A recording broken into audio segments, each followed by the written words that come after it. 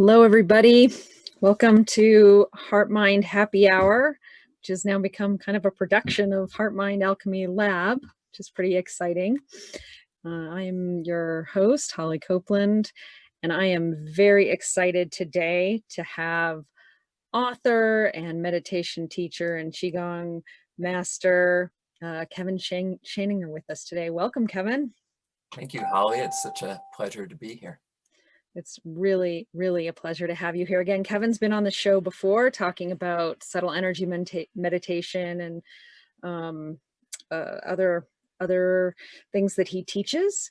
Kevin has incredible background as a meditation teacher and Qigong master, but also has a master's degree from Villanova University in phenomenology, which is study of states of consciousness. So what an incredible thing to have a master's degree in. I think, knowing what I know now, I would like to go back and get one, Kevin. I'm so fascinated by that area. And I know that area is combined with, study of meditation and then sort of personal, biohacking, if you will, through studying ourselves to take control of our own lives, is something that everyone in the Heart Mind Alchemy community is really interested in. And you are this beautiful blend of all of it. So you're the perfect person to come on and talk with us today. Well, thanks, Holly. Yeah. And I'm really excited about this topic that we have. So Kevin we called this episode Exploring Body Voltage Health and Measuring Meditative States, because Kevin has been doing a lot of work recently in his own exploration on studying body voltage and its relationship to health and meditative states. So he is going to share with us what he's uncovered, what he's learned through these personal explorations. I'm just so excited about this conversation. I think it'll be of great interest to the community. So thank you for taking your time to share with us. Oh, thank you for having me. I'm excited to share what I'm learning, because I think it is both involves all the measurement tools that we're excited about using, our meditation, but also our health and our environment. And it just draws everything together into one, and under this understanding of the body as a bioelectrical system. And so that's really fascinating and surprisingly understudied, underrepresented view of our body, heart, mind, is the body, heart, mind as this bioelectrical system. So I think it's really important to get this information out to people, because it really transforms how we view ourselves, our electrical environment, and our health. Yeah, I really agree with you. And it's so natural, right? As we start to understand through subtle energy meditation and all these other modalities how the body is truly an electrical system. And yet in the Western medical system, it's really geared towards the biochemical connections, right? And it's actually legislated that way. So, around the turn of the 20th century, there was a lot of work in these type of measuring of vitalism and the measuring of the vital force and so on. And then, not to get into the politics and the economics of it all, but it was legislated that appropriate or proper medical care would be drugs, surgery, and physical therapy. And all these others were pushed out of the way or banned or shut down. So now we're starting to, rediscover what all that work that had been going on then, and with the technology that we have these days, the ability to measure these things is really far beyond what they had back then. So we're really living in a time where rediscovering that and having more means to measure it and work with it sorry, let me turn that off. That's bad. No worries. So Yeah. That's incredible. I did not know that that it was actually legislated that way around the turn of the 20th century, presumably. That's shocking, actually. Yeah, so, what's allowed by the AMA and what's considered standard care is, there were laws about that, and that and anything that was outside of that was, pretty much shut down. So Mm. fortunately, we've had a little bit of an opening up of that. And National Institute of Health and so on has been investigating a lot of these alternative modalities, and they're becoming more widespread. But still, this understanding of the body as a bioelectrical system, this is really crucial to understand this. And I been reading this book by Dr. Jerry Tennant. He was actually one of the principal inventors, creators of the LASIK eye surgery Hmm. process. And unfortunately, in doing thousands of those surgeries, they didn't realize that viruses came out of the eye, and he breathed them in through his mask, and he got encephalitis, and he got to this point in his health where he was completely bedridden for 7 years, and Mm. he couldn't do anything. He had no energy whatsoever. His brain didn't function. He couldn't remember things, and the medical field had nothing to tell him. Yet, I mean, he was a top level doctor. He knew top level doctors, and they said, Jerry, there's nothing we can do for you. We don't know what this is. We don't know. So that sent him on a quest to understand there has to be something more. And he came upon research about the body as a bioelectrical system. And just really simply, um, the the body is set up in such a way so that when we have a sufficient supply of free electrons in the body, our cells can regenerate.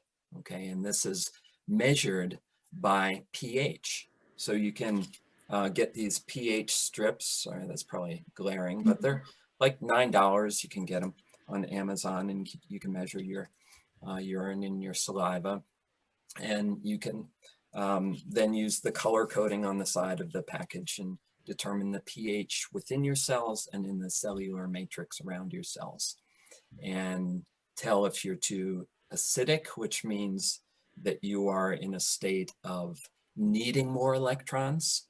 You're going to be, your cells are going to be electron stealers. Or if you're more alkaline, which would you'd be in a state of having plenty of free electrons in the body to be used for all types of repair and regeneration and antioxidation and so on. So he came upon this, and what he discovered was that when the cellular environment was at a pH of about 7.35 to 7.4, your cells had enough energy to function and to carry out all their regular processes. When there was any damage to the system or any toxins in the system or any interference in the electrical system, there would be this response of the body to send, like white blood cells, and to send free radicals in there that would go in, and their purpose was to go in, and they are electron hungry, and they go in and they steal the electrons off of the bad guys and kill the bad guy cells. And then once that process is over, then your body should reestablish its its harmony and reestablish the pH of the area. What he found, though, was for a cell to repair and regenerate, you actually had to have an excess of electrons in the system. You had to have actually a voltage of minus 50 millivolts, whereas you're normally at minus 25 millivolts. So anyway, he Yeah. discovered that aspect of measuring pH, and then found all these things that you can do to boost the voltage of your body. And this led him also into a study of the connective tissue system. And how does this all work? Well, it turns out that our connective tissue system, which connects every single cell to every other cell in our body, is a liquid crystal semiconductor.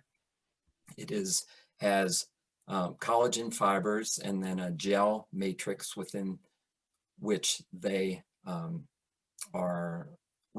in which they sit, and electrons travel through this connective tissue system and instantaneously communicate information about voltage between every cell in the body to every other cell in the body. So every cell in the body is communicating with every other cell in the body through electrical signaling. And this signaling will happen efficiently if there's an ability for the connective tissue to transmit electrons through the system, and if there's sufficient electrons within the system. So, and that relates to if there are sufficient electrons in the systems, that's a slightly alkaline system in the body, correct? right. So that's a pH of about 7.35 to 7.4, which is a cellular charge reading of about minus 25 millivolts. Okay. And so, I mean, even before, like, I knew about his work through you, I mean, even the Eastern medicine talks a lot about the importance of maintaining an alkaline environment in the body, for all the anti-inflammatory benefits. So apparently that's sort of derived of the same principles. I'm assuming they figured that out probably without having the measurement equipment. Yeah, exactly. It's, as Dr. Tennant says, pH is the voltage of a liquid. That's what it is. The pH is a measure of the voltage of a liquid, measure of the voltage of the cell and the cellular environment. So in terms of inflammation is a normal process of repair and regeneration. And so these free radicals come in there and they strip the electrons off the bad guys, and but if there is not sufficient electrons in the system, those free radicals will then go and start stealing electrons from the healthy cells. And that's the source of chronic inflammation. So if we have a low number of electrons in the system, then these free radicals are going to keep going around and scavenging electrons off of healthy cells, and we start to have these autoimmune conditions. And if we get low enough in charge, we get to cancer. And his perspective from a bioelectrical perspective is cancer can only exist in a cellular environment that is starved of electrons. Oh, wow. So you could argue that that would actually be one of the most important first things to do to stabilize against cancer, would be to make sure that your pH and your electrical system is balanced, would it not? Exactly. Yeah. And that leads into, well, how do we change that equation? How do we have more free electrons in the body? And it turns out that over the course of our evolution, and this goes into the work of Dr. James Oschman and the earth and grounding people, and over the course of evolution, we were designed where we were walking with our bare feet on the ground and sleeping on the ground. And it turns out that the surface of the earth is full of free electrons. And that when we have our bare skin on the earth, our feet on the ground, or we're sleeping on the ground, we're just absorbing electrons into the body. And that is countering that counters, electron will come in and pair with a free radical and neutralize it. And so then that inflammatory response is resolved because there's enough free electrons available to the body to resolve it. When we don't have contact with the earth, we wear rubber shoes and we're inside all the time, then that we don't have those free electrons in the system from the earth, then that inflammatory response becomes chronic. And we get all these chronic diseases that we're seeing these days. Yeah, I think that grounding work is just so fundamental. And when I was introduced to that, I don't know, 6 or 8 months ago, and bought some grounding equipment, and I'm still, also, we were talking about grounding pillows and other things that you can purchase to start to ground yourself. I mean, I thought it was just jaw-dropping when I first was introduced to this stuff, and just couldn't realize this. It's just hard to believe that it's not common knowledge, or how kind of fringe grounding still is right now. I mean, right. Well, we view ourselves as chemical systems and not as electrical systems. yeah, And I mean, chemical signaling, of course, is important, but it's on the basis of this electrical system. And the electrical system, it signals all the cells simultaneously are aware of every other cell in the body and what it's doing through electrical signals, which are pretty much instantaneous in the body. yeah, So it's a whole different understanding of the body and of health.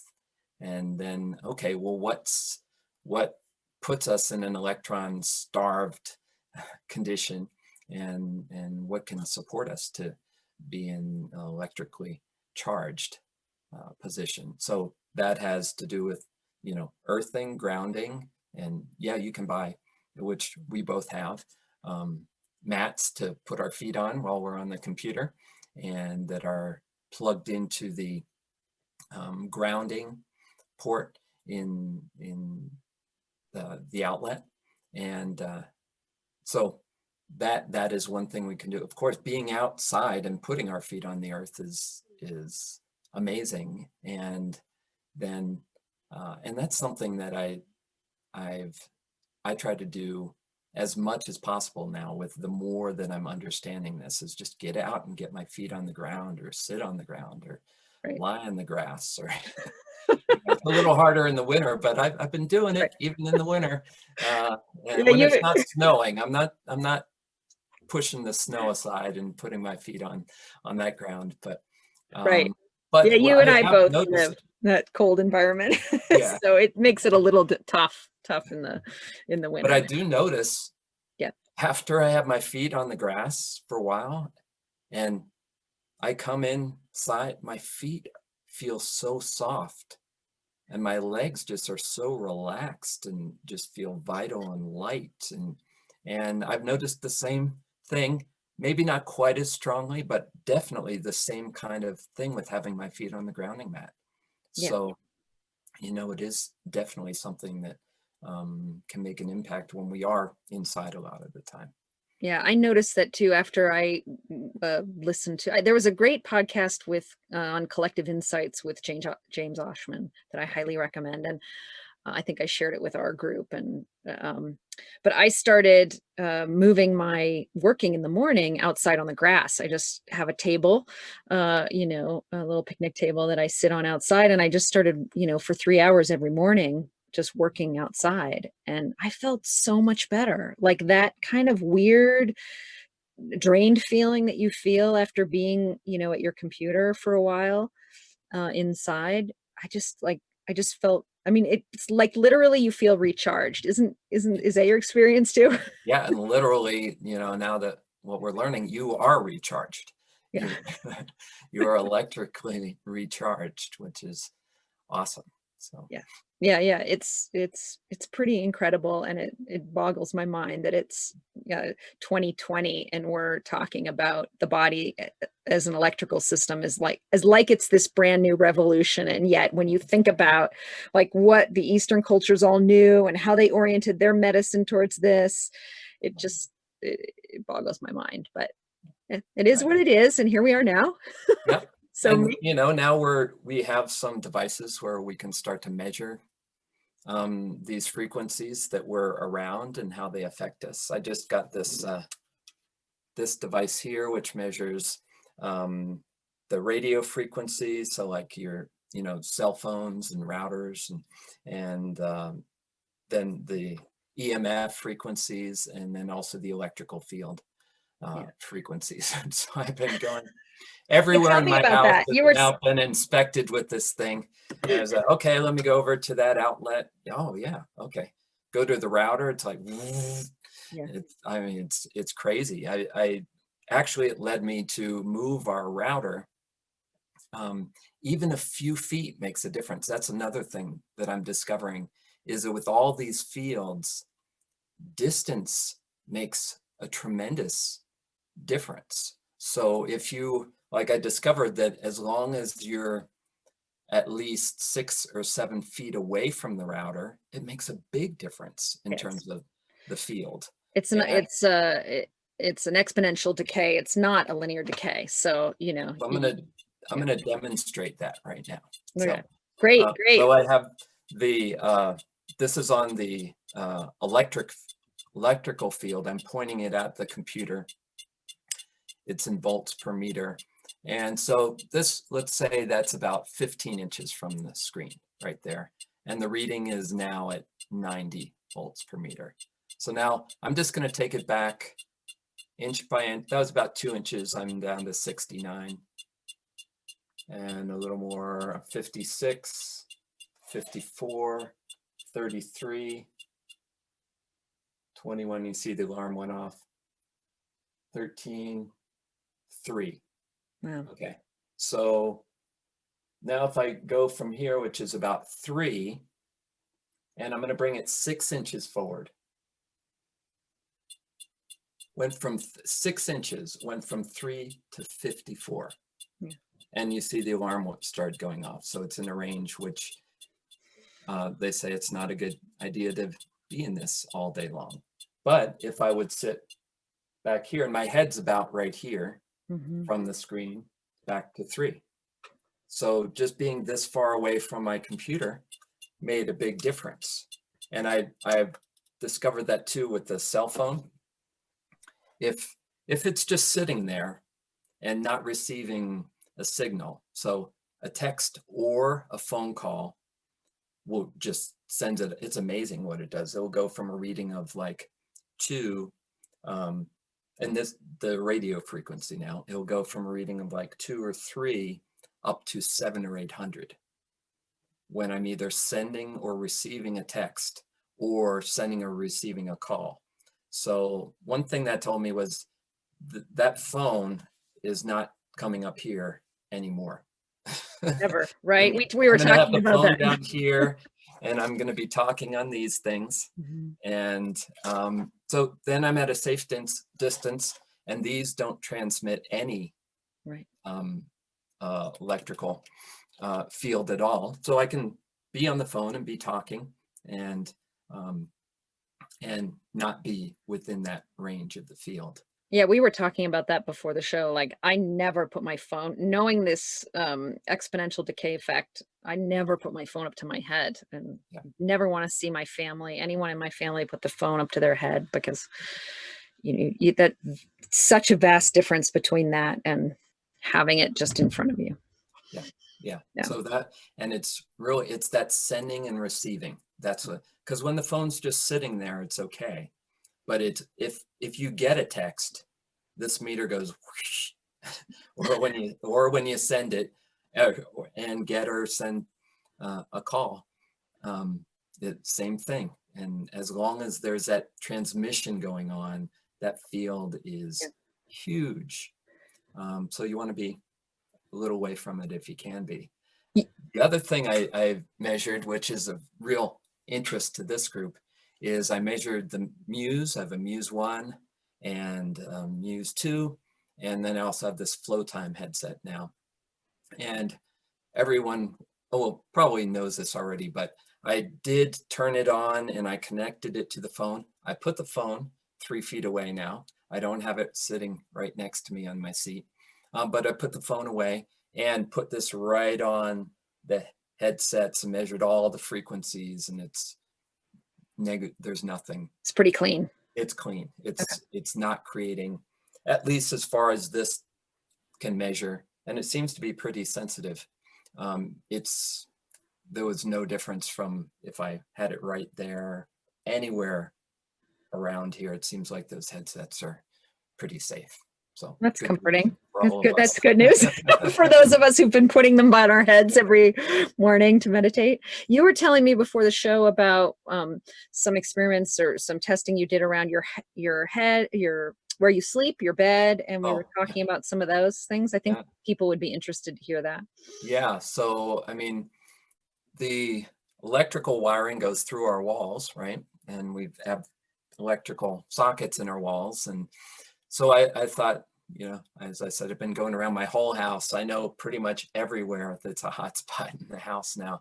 But I measured, we have our bed pretty much right up to a wall. So the head, our heads are within a foot of the wall. So I wanted to measure the electrical field of the wall. And it was, it wasn't crazy, but it was significant.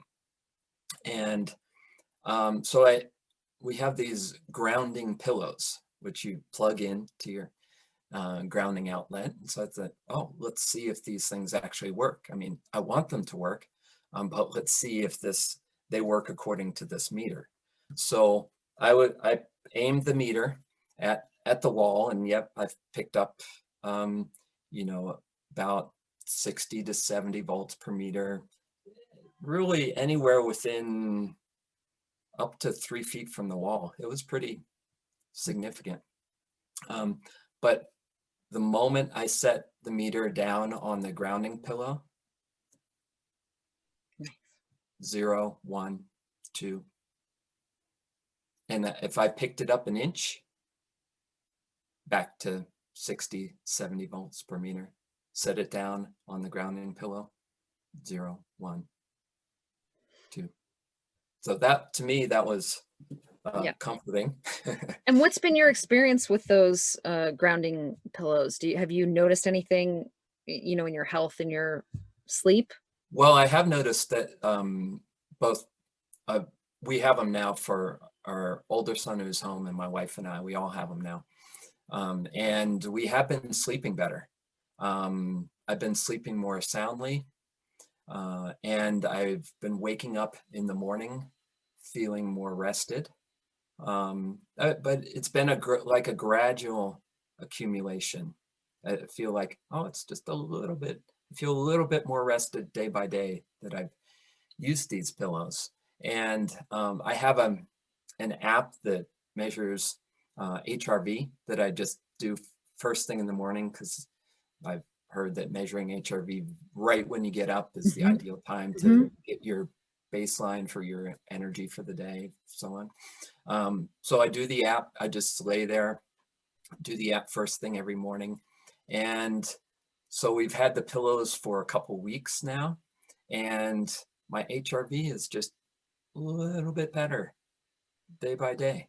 And just that baseline HRV, that energy, it shows productivity, energy, and stress level. That's what this app does. And all of those measures have been just a little bit better day by day, week by week over these first couple weeks. So short-term study, small sample size, but I've been feeling better. So That's great. Does your wife or son, have they noticed anything? I know you've been the one tracking, but all three of us have been sleeping better. Yeah, Monica noticed that. We both noticed it the first night we slept on him, really, that we slept a little better.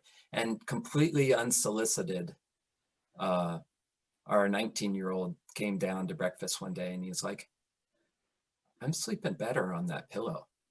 nice. And that's not necessarily something he's going to normally just come down and offer. So yeah, again, small sample size, but hey, it's good news.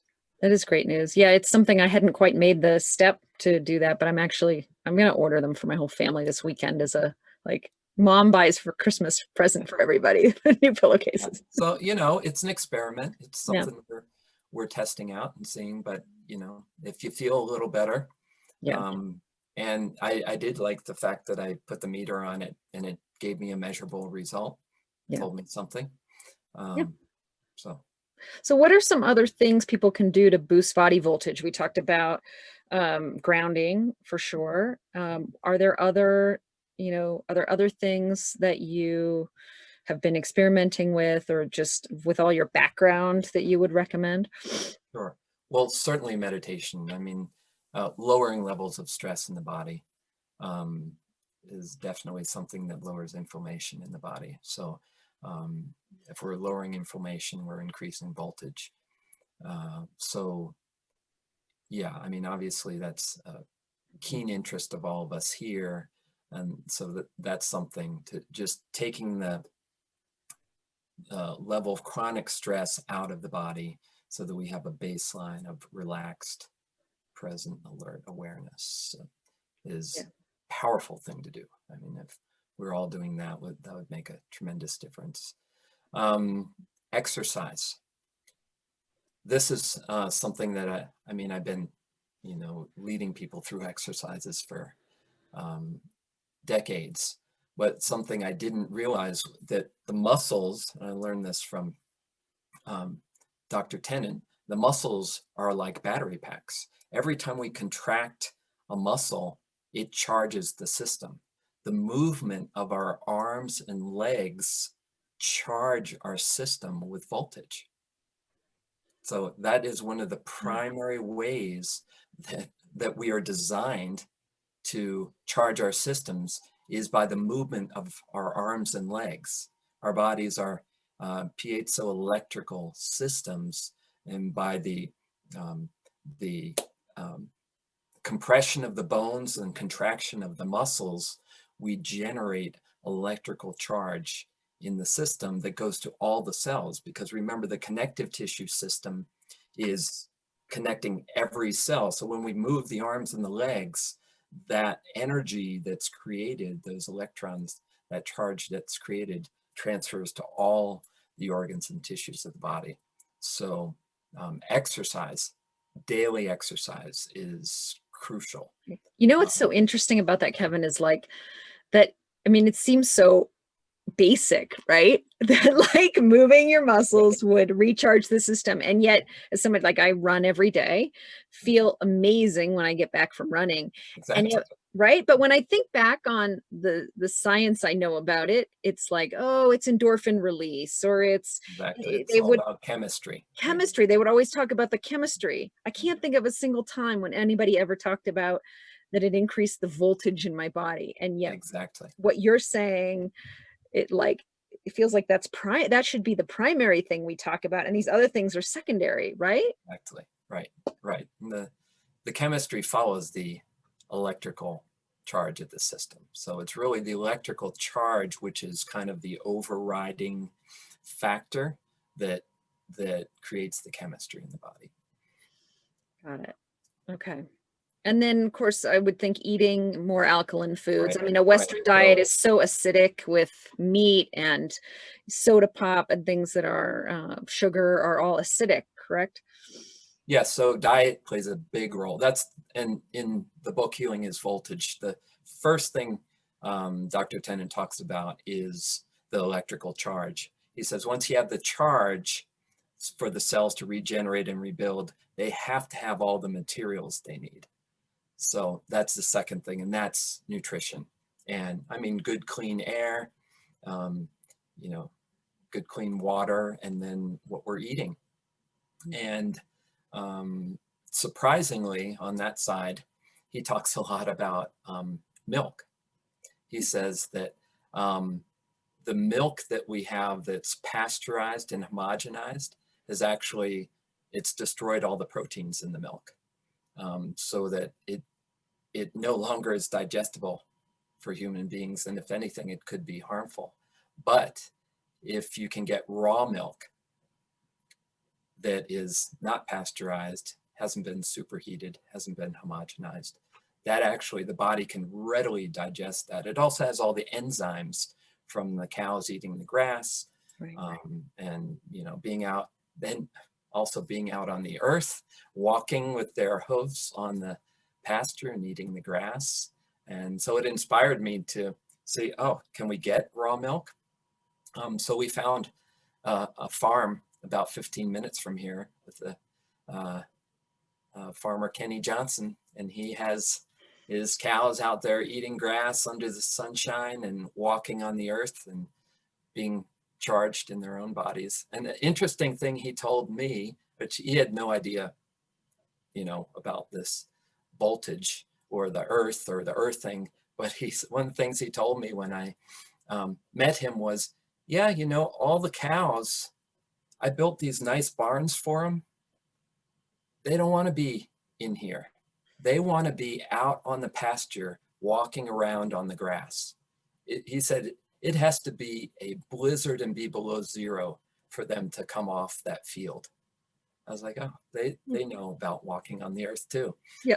They feel it. They feel good out there. And so their milk probably is picking up on that too. Yeah, no kidding. So it's not just the probiotics. I mean, I've kind of been aware of a lot of people can't tolerate dairy, right? It's right. But it's because it's been changed into a form that our bodies just can't digest. Yeah. Now, like the farmer told me, he's like, if you have 600 cows and you're running a major operation, you better pasteurize your milk because there's too much. You can't keep it clean and you can't keep the bacteria out and so on. But he's got 14 cows and they're all, organic and grass fed, and yeah. And so he doesn't have that problem. So he can safely, and he has a very clean system that he delivers it. So, when we're trying to distribute food on a mass level, we come up with all these processes that, make it possible to mass produce things. And that's actually a problem for our food supply. Mhm. Getting fresh local foods, if at all possible, is another way that we can give ourselves the higher quality of nutrition that gives ourselves the building blocks they need to regenerate. Mm.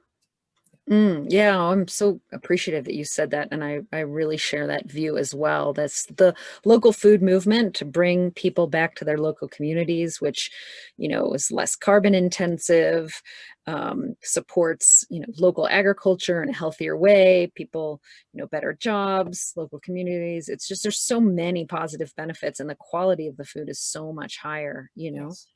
So this, hopefully we will just continue to see this shift of the agricultural system back to locally produced and sourced foods.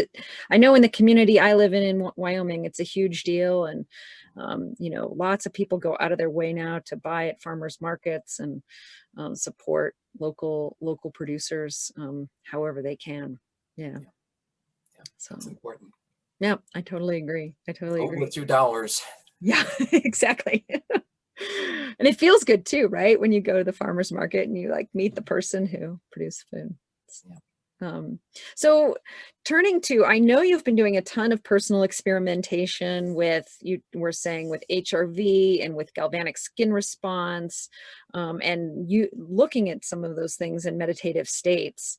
So I would love to kind of hear what from your perspective, you're excited to share on that end. Yeah. Yeah. So from being in our group of subtle energy meditation teaching group that in subtle energy meditation we have this process of energizing first and increasing the energy, and now I would say the voltage in the system, and doing that for a period of time to charge the energy body, open and clear the energy pathways, activate the energy centers, and then that kind of brightens awareness and makes us alert, but also relaxed at the same time.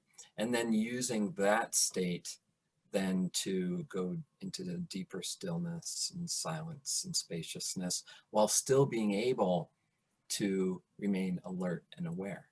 So one of the things that can happen if you don't do that kind of progression is you go deeper into stillness and silence and spaciousness, and you're pretty much gone or on, close to sleep or not aware.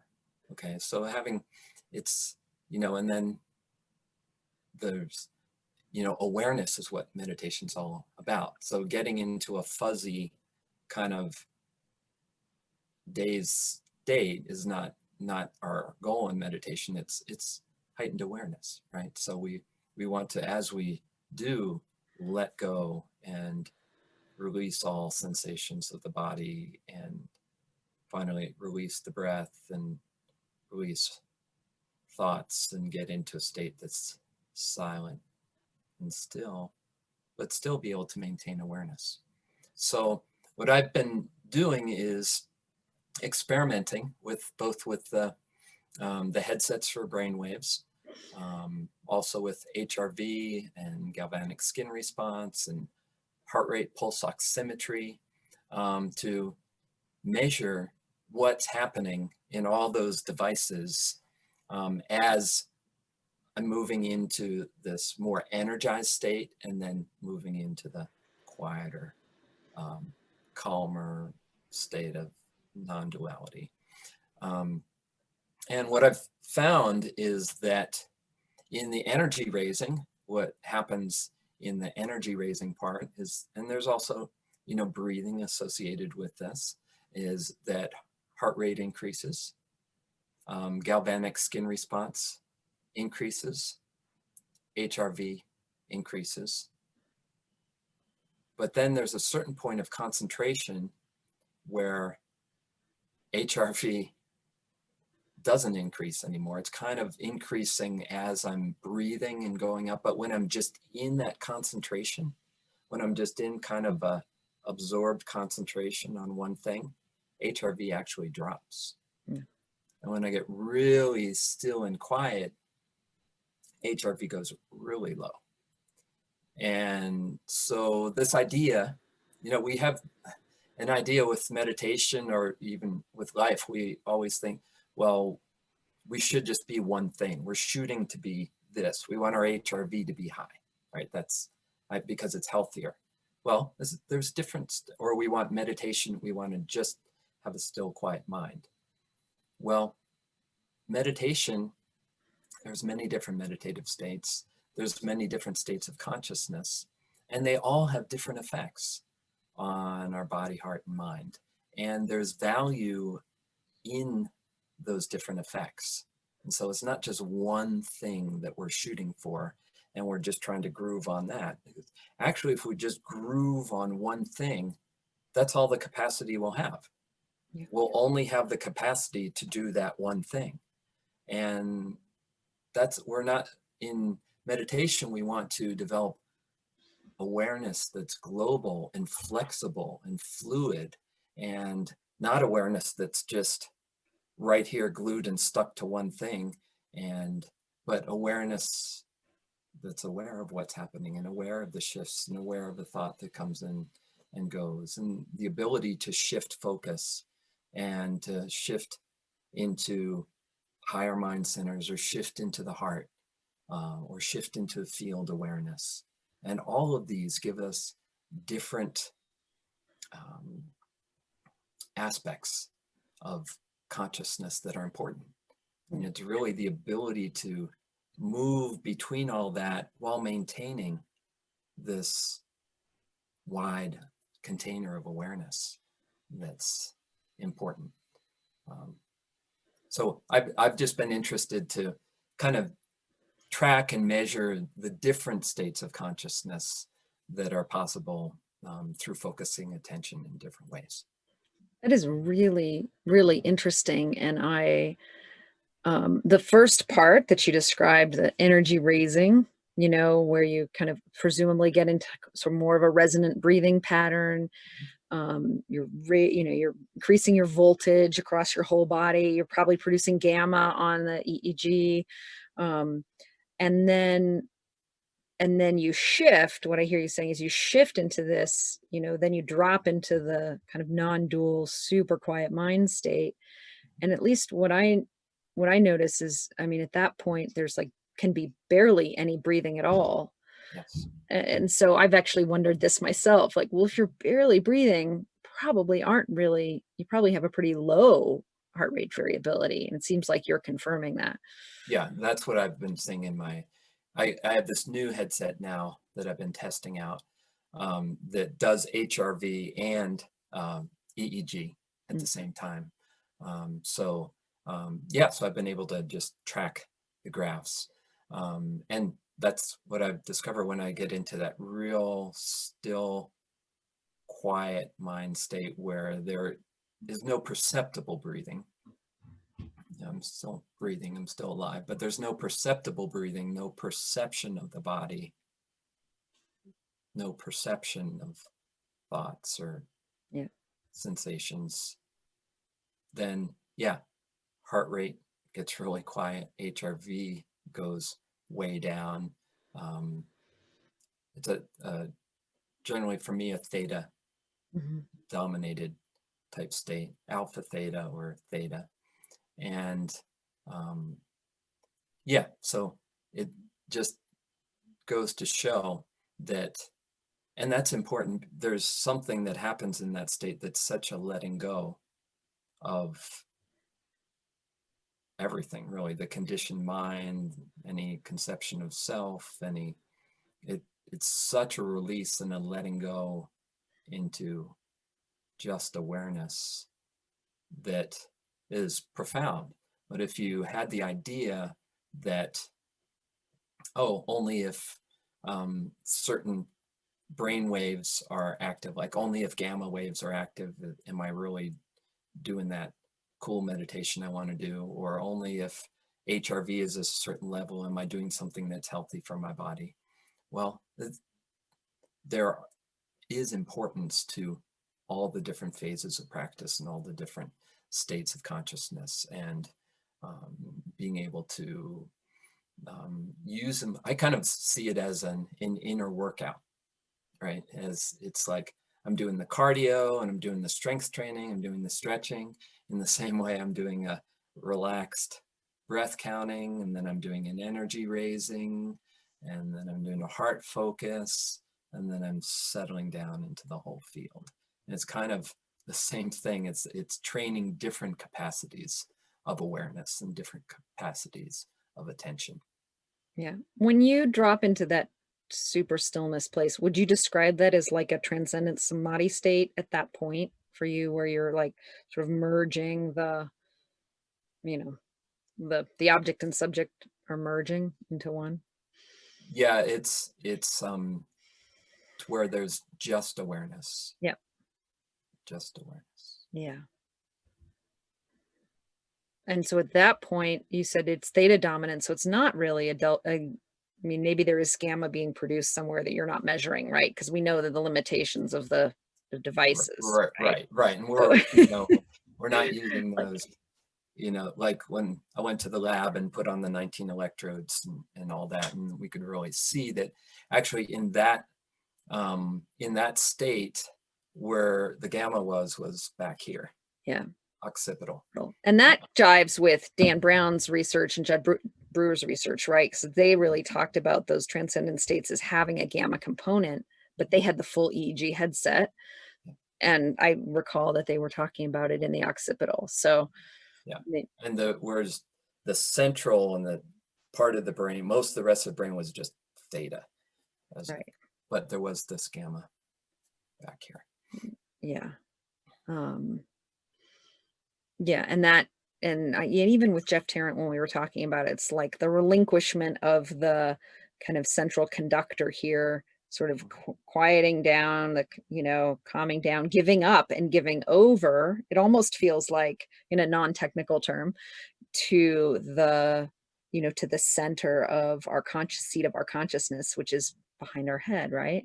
Right. Just that part that's connected to the field and receiving energy from the field. Right. Which is vibrantly awake. Yes, vibrantly awake, but not controlled from here. Yeah. Not, there's no focusing from here. So as we're focusing attention, that's an important phase of practice, right? Is focusing attention. And so as long as we're focusing, then we're real active in the focal, the prefrontal cortex. And then as we become absorbed and then we let go, then that activity quiets down there. Yeah. It's almost like you're what can I say this? It's like you're giving over to the God self, if you will. Yeah, just this life itself. It's just awareness itself, So, the right. ground of being. The ground of being, but you have to you have to give over. You have to We know that surrender is a huge component of this. So it's like a focus energy. What I hear you saying, it's like a focus energy. We know absorption, deep absorption is super important, and developing that capacity of concentration is really important to focus and then It quiets relinquish. the mind. Yeah, Yeah. that absorption quiets the mind. So then there's no more, no long, the thinking mind is just receded to the background, is quieted. And at that point, just letting go Yep. into awareness. But Yep. yeah, doing those concentration, whether it's breath counting, feeling the sensations in the body, feeling the energy centers, becoming absorbed in that felt sensation, and then letting those drop away.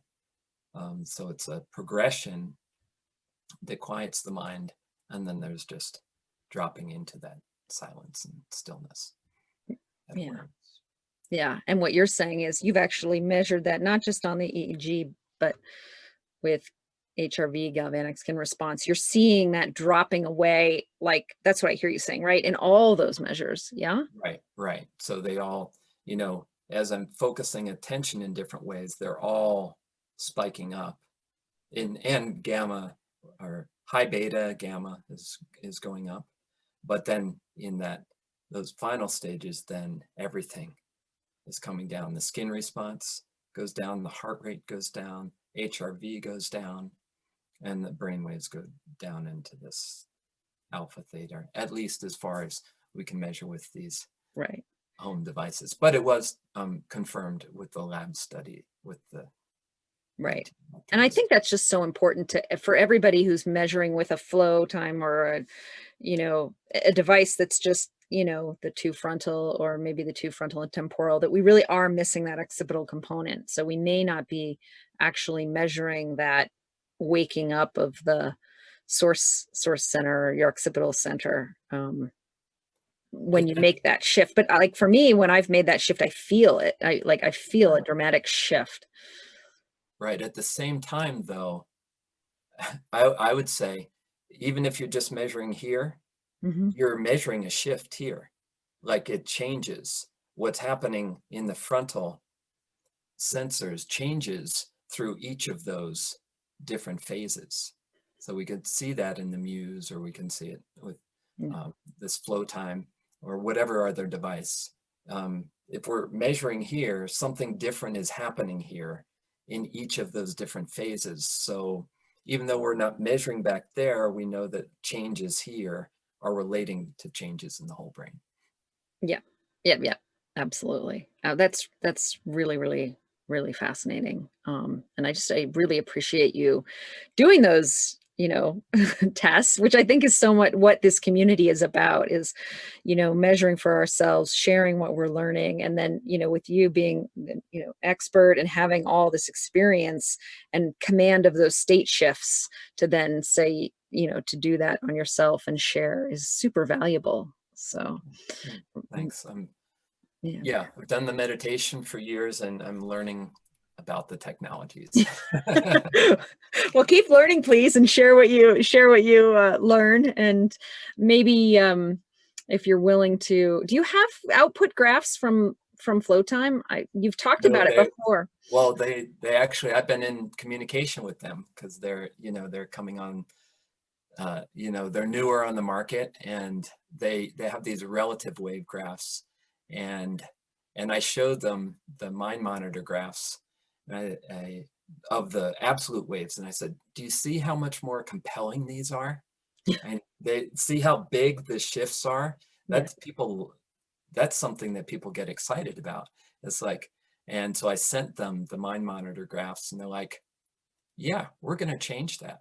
Mm, So they have said they're going to put absolute wave graphs in their system within the next couple weeks. So that'll be really cool yeah. to see. And then I will have graphs Okay. that I can share from that device. And they have the graphs of the HRV and the heart rate. And So And just since we're on flow time, I'm, and as a person who's been a long time user, I'm curious what you seem pretty excited about the flow time. Do you feel like what are the benefits? Would you recommend it? well, I'm testing it. Okay. So here's some things I like about it. It's very lightweight. It has a band that secures it. So it is not once disconnected on me. It's secure, but it's so lightweight that you don't really notice it. And it's been super consistent in terms of what it's measured. Um, so I like that. And as they get the graphs, I'm actually going to be beta testing the absolute wave graphs in the next week or so, I think. So once they get that up there, then all the graphs are built right into the app as well. It's not like I have to pull in a third-party app. I just go on the FlowTime app and I have all the different graphs right there. It's super easy to That's work with. So I'm, And it as has HRV, right? has Kind HRV. Yeah. And what I've really liked is, I contacted the company about this and they're like, oh yeah, tell us more. What do you want? What are you interested in? Why? Why do you want that? of. And as I answered that and I showed them what, graphs that people get interested in, like Mind Monitor, they're like, yeah, okay, we can see that. We're going to do that. It's Nice. like, wow, what a Wow. great experience with the company. I Yeah. haven't had that experience. I definitely didn't have that experience with um, another company that we've been using. So Yeah. Well, it'd be great. I actually am inspired to maybe reach out to them and see maybe they'd be willing to offer a discount for, Heart Mind Alchemy Lab members. We've well, got 1,300 people. So that's the other thing is that it's $198. yeah, So yeah, it's as we're looking at, we're teaching these subtle energy meditation classes, yeah. and we like people if they're interested to be able to have a device, but it's really, to be able to ask people to do that, having a really easy price point is, you know, is really desirable. Totally. So, you know, Yeah. if this is reliable and easy to use and gives us some of the, or all the things that we're looking for, even though, yes, it is just measuring frontal um, electrodes. Yeah, I mean, Yeah. I'm definitely interested in it, and it would definitely make it easier for people in our class to have access to it. Yeah. Yeah. I mean, I do think there is something with the temporal, even though it is noisy. I've gotten adept, I think, at enough at reading my temporal that I can see some shifts, like especially in TP10 Right, that are meaningful to me now that I know how to read my graphs. But um, right. yeah, Well, the other thing about the signals seem to be pretty clean. I sent them, they said, of course, they have all my data because I'm using their app. So they said, oh, what days do you want us to send you absolute graphs for? I said, well, here, why don't you do it for this day?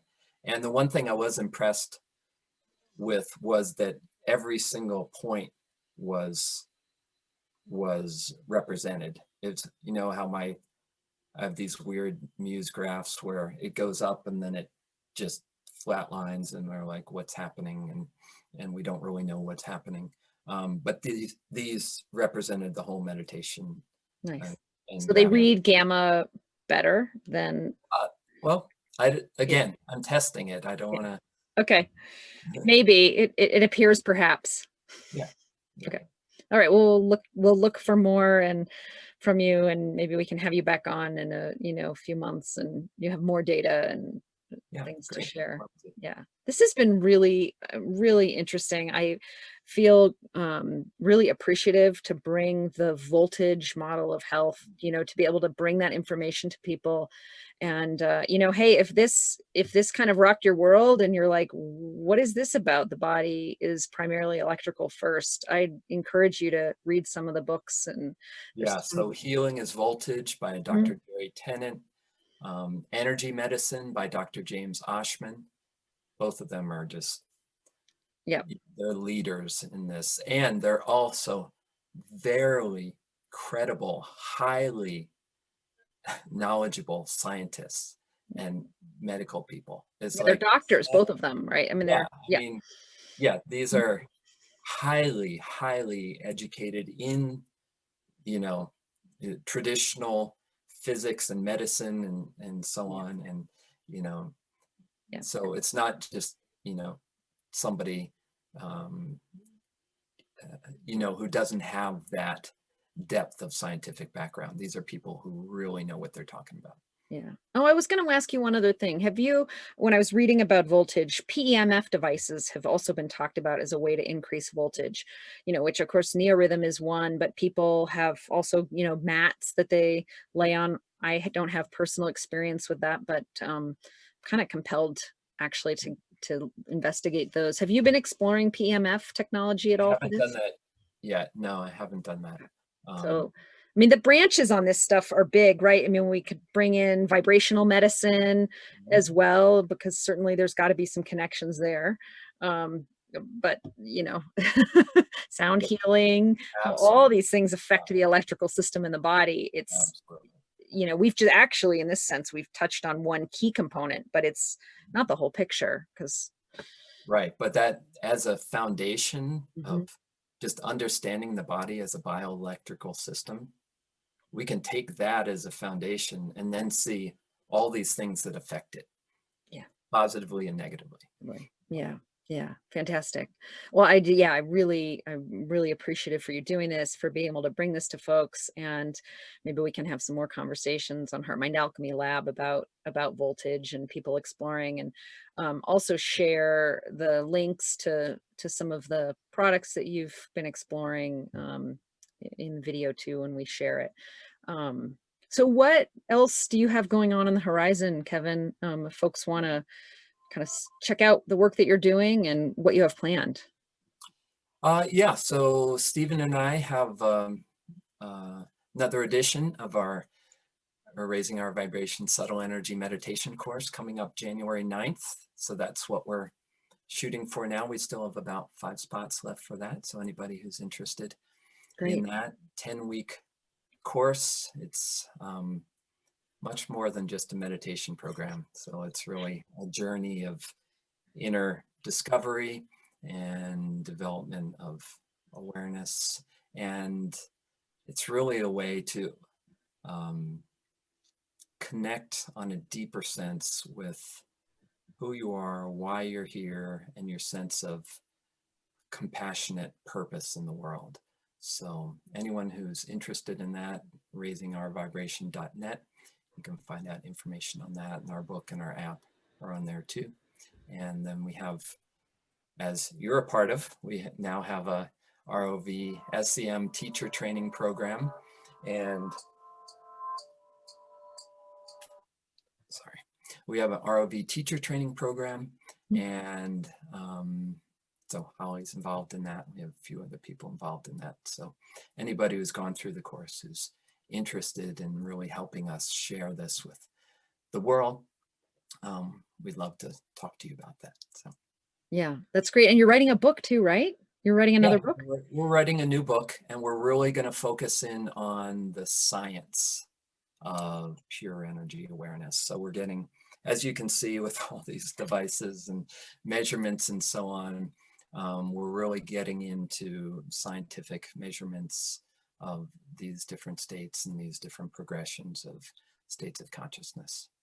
Oh, that's fantastic. That'll be great. I can't wait for it. And I can't speak more highly about the course. When you say that it's really more than a meditation course, but it's a life journey. I just, putting my own personal plug in how much it changed my own life, and, from sort of just doing meditation to this really beautiful systematic deep dive into these different, learning how to do these different state changes in meditation, which takes you to really, fundamentally different places in your meditation. It really changed me and profounded me, and profoundly impacted my own life and journey in positive ways. So a big plug for the course. I Thank you, really Holly. encourage people to We love having you be part of it. So check it out. If you sign up, if you haven't been through this course, you will not be disappointed. I promise you, it's fantastic. So it's a great way to start 2021 and welcome new possibilities. Yep, absolutely. And soon, Kiefer and I are going to be leading our own course sometime next spring as well. Yes, It's part of awesome. the teacher training course. We'll be, We're excited about that. yeah. All right. Well, thank you so much for your time. Thank you, Holly. Thank you for all the work you're doing here Yeah. with Heart Mind Alchemy Lab. It's awesome. Thank you. Thank you. It's a pleasure to have you here. I just love seeing the community, seeing all the sharing and learning that's going on together. So thank you, everybody who's a part of the community, who's been watching today and who shares what they, shares about this work. It's really rewarding and wonderful work. So I would greatly appreciate it. Yes, thank you all. Yep. Thank you, everyone. Have a wonderful weekend. Bye.